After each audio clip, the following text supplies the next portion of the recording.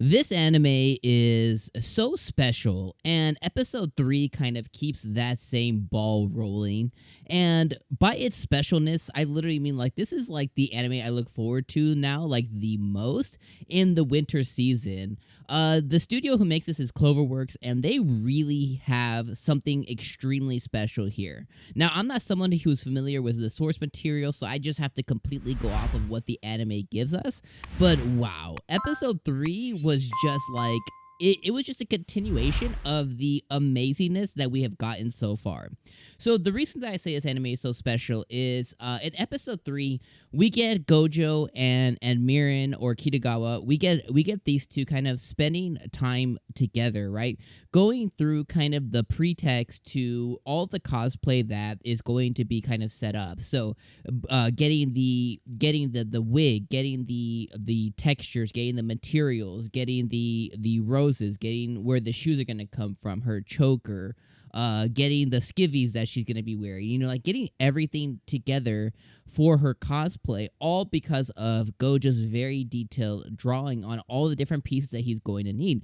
So this episode took us through these two kind of spending a whole entire day out, kind of like a date, going and shopping and eating and reminiscing and conversating, and eventually kind of having some really awesome dialogue kind of like towards the end of the episode. And then finally, Gojo being told his timeline for the cosplay event that Mirin is gearing up to actually get dressed and kind of get ready for, which is in 2 weeks, which comes to his shock because like it's a shit ton of work that he's gonna have to do, right?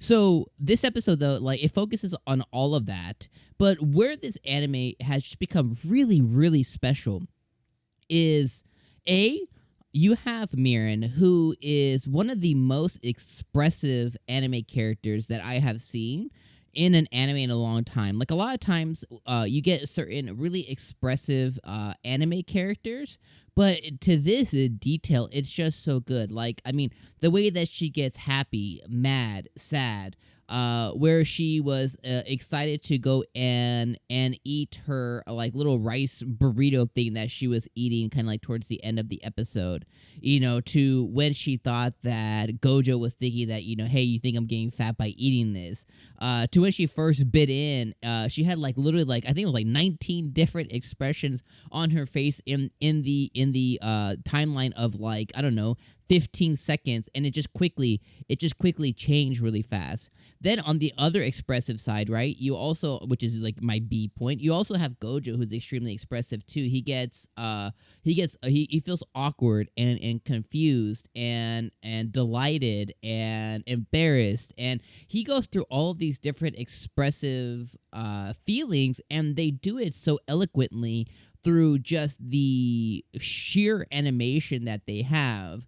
No extra work, just, panel for panel, shot in the anime. Like, it feels like we're watching, like, I legitimately feel like we're watching, like, a really awesome manga or really high tier web novel, like, come to life. Like, and it's not often you feel that way when you watch anime, but I really feel like it's, like, how expressive that like certain manga panels can capture characters' expressions, because they have to be so highly detailed because they're trying to convey feeling through each panel of this manga that you're reading through.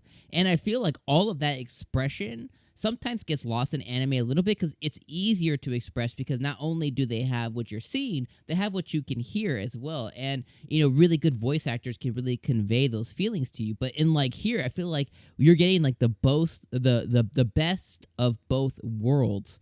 And it's just so special. And on top of everything else, right? So we have A, we have B. My C point is, on top of being expressive on both sides of the characters, you then have the story that they're telling. And there's two sides of the story. The first side is Gojo, who in this episode, he tries to completely avoid Kitagawa. He tries to completely avoid Mirin. And the reason that he's doing that is because he starts to hear kind of rumblings and rammerings around the school about people thinking what their relationship is more than what it is. just simply because he's in the same area and because Kitagawa or Mirin has been giving him like the time of day. And because of that, you get certain rumblings in the school of why is she talking to him? Who is he to her?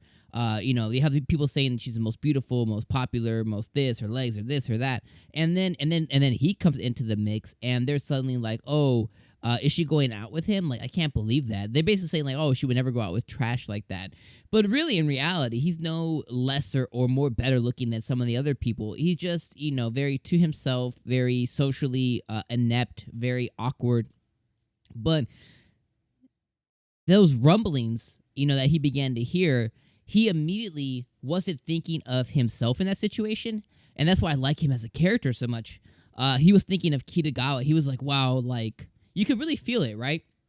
He was like, if I continue to be around her, be in her presence, then people are going to think differently about her. So I need to avoid her.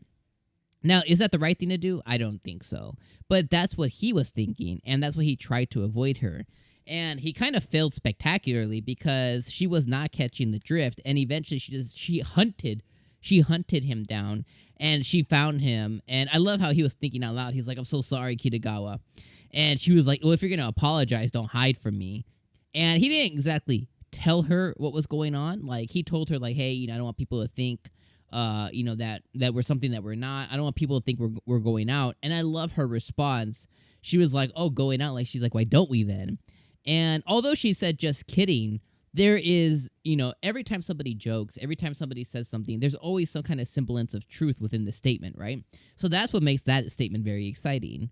Now, on the flip side of Kitagawa, right, for GOJO, right, you have somebody who is, she said that she's his friend, right? And that's never happened before. He's always been the outsider, the weirdo, the person with an eccentric hobby.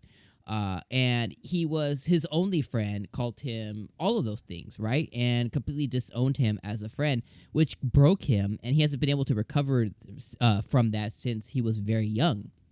So now you have this girl who's calling him his friend, and she doesn't care what people think, and she's interested in him for who he is, and she wants to be friends with him. She wants to have a relationship with him, whether that's romantic later on or not.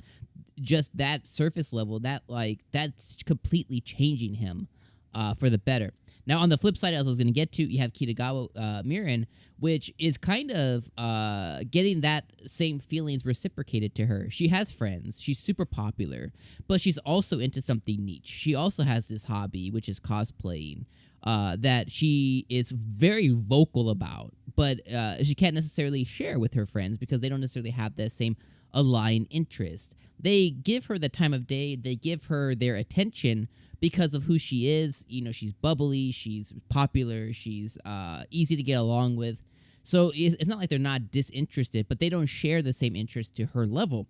So now enters GOJO, who is playing the game, like she said in the episode, playing the games that she recommended.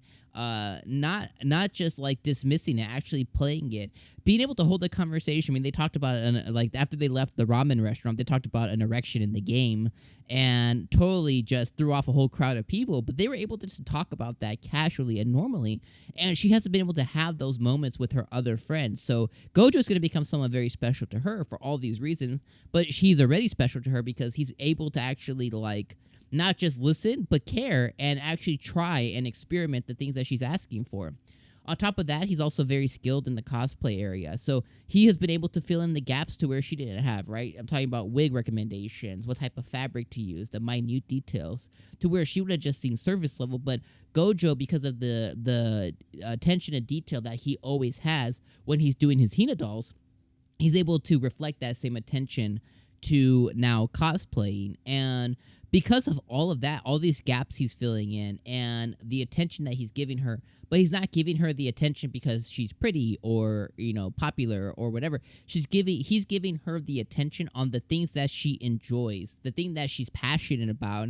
He may not be passionate, but he asks questions, he probes, he studies, he knows more about it now. and he's able to hold those conversations. So that's extremely special to her, because I feel like that's a hole that she hasn't been able to fill with another individual in her other friend groups, and I think that's awesome. So I mean, I'm going on 10 minutes here already, so I'm going to cut this short, but I can continue to talk about this anime for a long time because it's just really special. I really enjoy it. It's funny.